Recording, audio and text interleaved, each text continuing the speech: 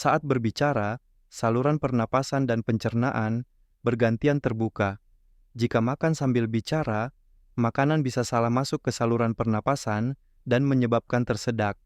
Epiglotis, katup yang mengatur jalur makanan dan udara, tidak dapat berfungsi optimal saat kita berbicara sambil makan.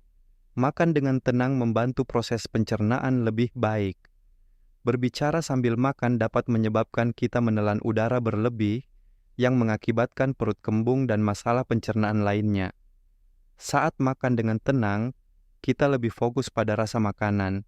Ini membantu kita menikmati makanan dan merasa lebih kenyang, sehingga mencegah makan berlebihan. Dalam banyak budaya, makan sambil berbicara dianggap tidak sopan. Makan dengan tenang menunjukkan penghargaan terhadap makanan dan orang-orang yang makan bersama kita.